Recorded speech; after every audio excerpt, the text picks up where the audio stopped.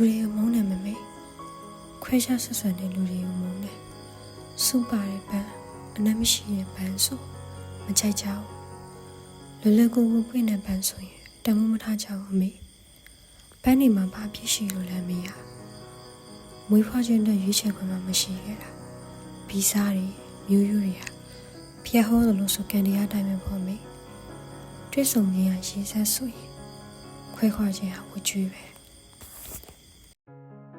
အချင်းတွေဟာတန်ရာကိုမကူစားဘူးရွေရမှုတွေကိုပဲယူသွားတယ်ခိုက်တဲ့တွေကမှတ်တရတွေဖြတ်လာတယ်လူတွေကအနားမှမရှိတော့ပဲမှတ်ညံနေမှာပဲရှင်သန်နေတယ်ဒီလိုနဲ့ရွှေထုံပြားကိုတယောက်တည်းရောက်ခဲ့ပြန်တယ်မပြေမန်းသေးပေမဲ့စုရီတောင်းမိနေပြန်ရောတဖြည်းဖြည်းပျောက်ကွယ်သွားရင်ကောင်းမယ်ပြောရမှလည်းရှက်လာတယ်ရှင်သန်ရတာလည်းအသက်မဲလာတယ်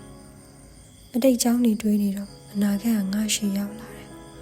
တစုံတယောက်တဲ့ငါကအတိတ်ရဲ့အစိပ်ပိုင်းတစ်ခုဖြစ်နေပဲကြံခဲ့တယ်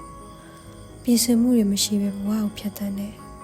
ရေစုံမျောရင်ငါဟာပျောက်ကွယ်သွားမယ်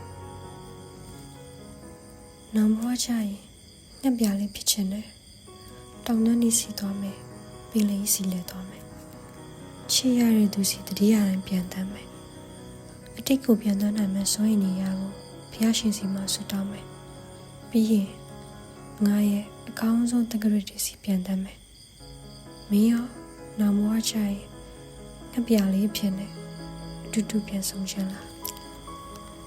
ငါရဲ့ဝီကျွေးကတိတ်ချစ်ပြီးတိတ်ခင်ပြီးဆိုတာနဲ့ခွဲရတာပဲမိသားစုတွေတငယ်ချင်းတွေနောက်ဆုံးချစ်သူရည်စားတယ်စိတ်လိုလက်ရချစ်လိုက်တာနဲ့ဝေးရတော့တာပါပဲရှင်ခွဲခွဲတယ်တီခွဲခွဲတယ်ဘယ်တော့မှပြန်မဆုံနိုင်ရင်းနေနဲ့ဝေးရပါတယ်အဝေးဝေးပြီးနောက်ပိုင်းချစ်တဲ့ကြောင်းလေးထုံးပြတော့ချစ်ချင်းမြတ်တာတွေကိုအိတ်ကလေးနဲ့ထည့်ထားတယ်သွားလေရတည်သွားမယ်ကွာချစ်ရတဲ့လူတွေကိုတတိရတဲ့အခါအိတ်ကလေးတွေကမြတ်တာတွေကိုစကူလေးရင်လေးလုပ်မယ်ချစ်တော်သူစီရောက်ပါစေ